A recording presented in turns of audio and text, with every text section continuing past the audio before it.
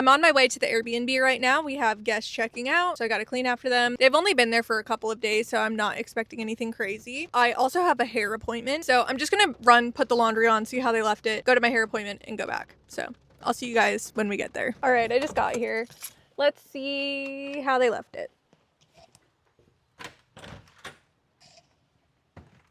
Just a couple of days ago was that AC issue where the AC stopped working, and the technician came out and fixed it in the same day, and we had no problems with the AC during these guests. We started the dishwasher. Like they left some food behind.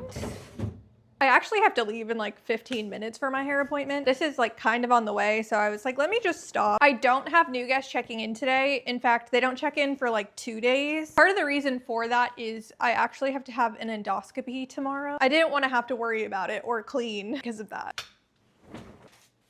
The guest left this. Some sort of laundry detergent.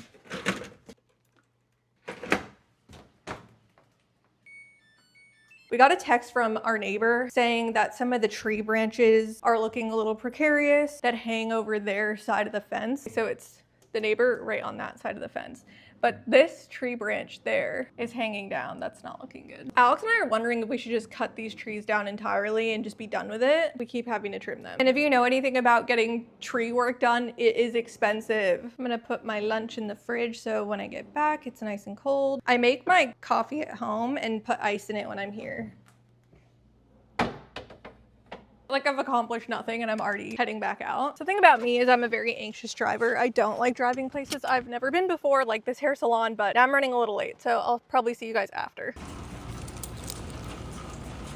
I'm back. I'm just eating my lunch and then I'm gonna get to cleaning. Something very exciting about this Airbnb is Alex and I are finally making some moves to renovate this bathroom. I'm using the word renovate very lightly. Upgrade? I don't know. It just needs a bit of a facelift, which is something I've been talking about for the past 3 years. And every time I get close, like it's about time, something else happens. But right now, hypothetically, that's the plan. So much so that I've already ordered some stuff. So I ordered the replacement light fixture for this bad boy because this light thing is just broken. That's why there's no light bulb in it. It just doesn't work. We're keeping the vanity and vanity top. We're just gonna redo them. I got the countertop kit and I got new sink faucets. This is real wood. So my plan is to strip it back and stain it. From here to here, it's not a standard size vanity. So we would have to have one like either custom made or we would have to change the size of this. And it's just like kind of complicates things and it's not really worth it. So really the main thing is we need to paint the walls. On camera, they don't look bad, but I think the previous owners didn't use bathroom specific paint in here. It's just regular paint. And so all the water like beads on the walls and leaves these ugly stains that don't come off. So it looks kind of gross. So we need to repaint the walls. I think I'm just gonna do white and be boring. I already talked about what we're doing here. And then this flooring is linoleum. As you can see, it's made to look like there's flecks and stuff on it, but there's also marks on it like this that is just a stain. So it looks dirty even though it's not. The main reason we're redoing it and not just putting it off is this situation. I think that is water damage underneath the linoleum, so we need to address that. Otherwise, I would probably continue to put this project off, but that's looking rough. We will be hiring the tile part out, but we'll be doing the painting and the vanity and the light fixture and all of that ourselves. In this bathroom here, I'm actually the one that redid this tile. I did the thin set too thick, which is why there's a double threshold because the tile sits up way too high. So I have tiled before. I could hypothetically do this, but there's also a trade-off of like the longer a project takes, the more time we have to block off the Airbnb. So we lose money. So there's kind of like a cost benefit of like hiring something out and doing stuff ourselves. Do you know what I'm trying to say? Oh, I also wanted to say thank you guys for the tips about this tile here. Sorry, the floor is hairy. I haven't cleaned in here yet. Our thought is once we have the tile installed in the other bathroom, which is supposed to be sometime in the next like 2 months maybe, depending on how long it takes me to pick out a tile and when our tile guy can come, we're gonna have him fix that tile in here at the same time. Iced coffee time. Delicious. An Airbnb guest actually left these cups.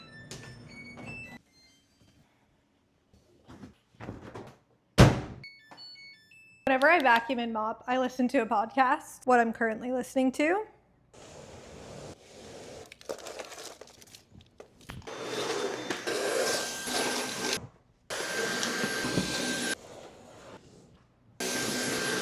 Okay, I'm all done cleaning. I'm nice and sweaty now. I'm actually just gonna take some photos for Alex because he's coming back here later tonight to do some things himself, and I just wanna like point them out to him. So you guys saw me vacuuming behind the couch earlier, and he needs to put it back together. It's too heavy for me to like clip back together, and he is going to shampoo the couch. So I also wanna show him while he has the shampooer out that there's a stain on this couch right there. I tried to wash the cushion in the wash, but it didn't come out. It's Wednesday now, so it's been a day or two since I last talked to you. Yesterday was my endoscopy. It went really well. Moving on, I wanted to update you on the tree situation. I showed you at the Airbnb how the tree limb was coming down over our neighbor's yard. That is actually getting taken down this morning. It's $650 to get 3 limbs removed, but I appreciate that they were able to fit me in so quickly because we have guests checking in today. So I'm gonna go check on it and see like if they've been there and everything.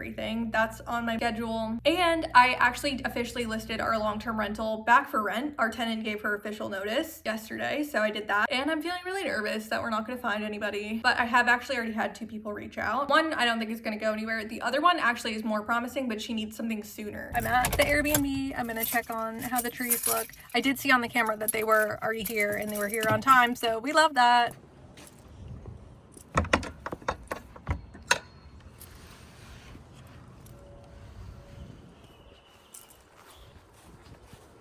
Who is this tree? Might as well pull this weed while I'm here.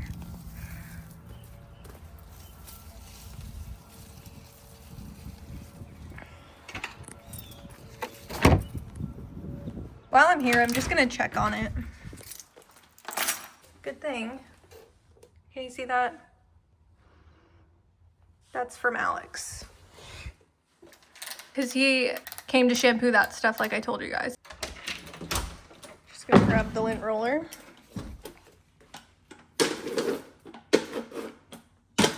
Anyway, what I was trying to say is whenever the Airbnb sits for, in this case, it was 2 days. If I'm here anyway, I like to come inside to just like double check everything. I'm just a worrier, and so I'm always worried like, what if, I don't know, the bathroom is leaking or the ceiling crashed in, since I haven't been here in 2 days before these guests check in a couple hours. But other than Alex tracking the dirt in, it's looking good. Good morning. It's Sunday now. I'm with Alex. We're on our way to clean the bigger Airbnb. We've just been cleaning away. These guests left it like pretty clean. They were here for 5 or 6 nights. Anyway, the guest who's checking in here today is actually a guest who stayed with us before, but at our other Airbnb. Do you remember if she stayed once or twice? I think she stayed once, but we've honestly been getting a good amount of like repeat bookings, which is nice. And if people do leave our home in like good condition, which is 99% of people, we offer them a 10% discount to like rebook with us on another stay at any of our Airbnbs. She was actually supposed to stay over Thanksgiving, so in November, but she ended up having to cancel and she rescheduled to these dates, which actually worked out better for us because these dates were open. She just made this change a couple days ago and she wants to stay for an extra night, so we filled an open spot on our calendar and we're getting an extra $100. She just messaged us asking to check in early. I just told her we're here cleaning now. We should be done within a couple hours and I'll let her know as soon as she can.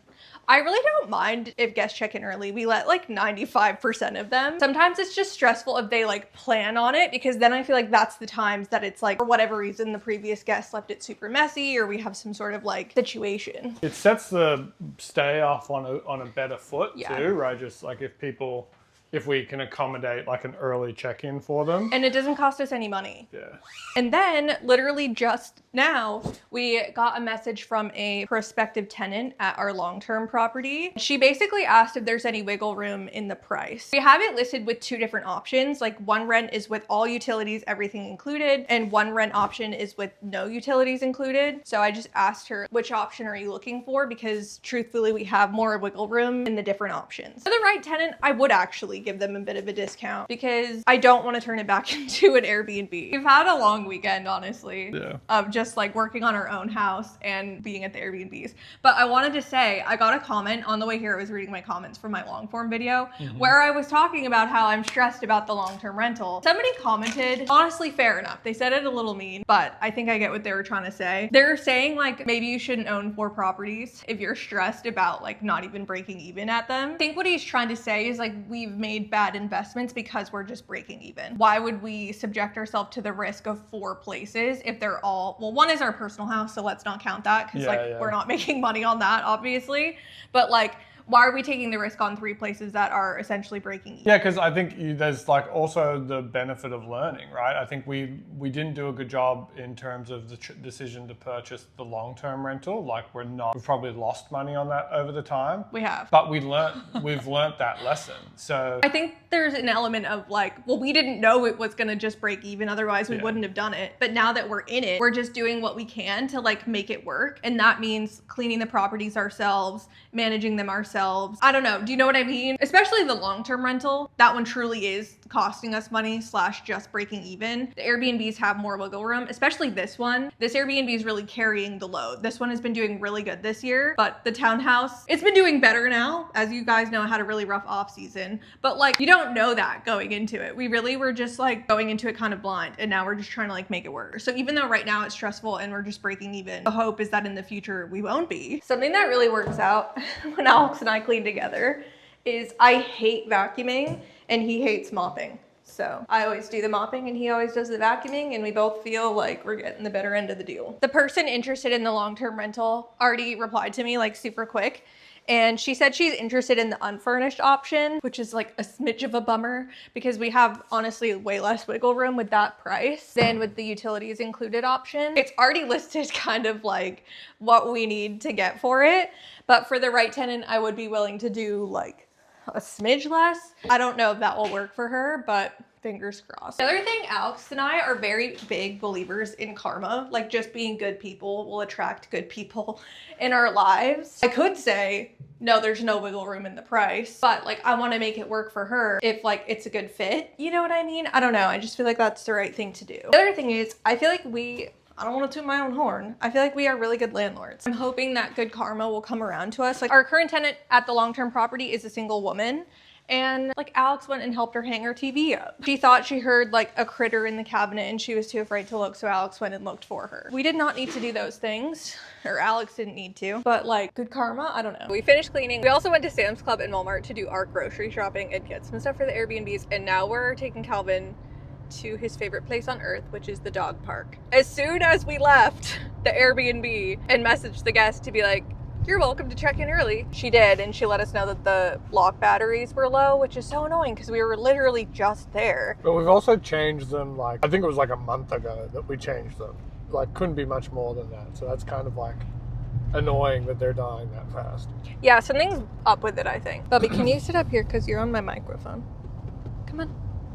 Thank you. An update about the potential tenant. We kind of like went a little bit back and forth about pricing. It's only been listed for 4 days, so I don't really want to like go really low. I'm willing to discount it a little bit for the perfect tenant, but like I'm also not desperate. Anyway, we have a showing scheduled with them tomorrow night, which I'm nervous for. I'm gonna wrap this up here and catch up with you guys in the next video. Do you have anything to say?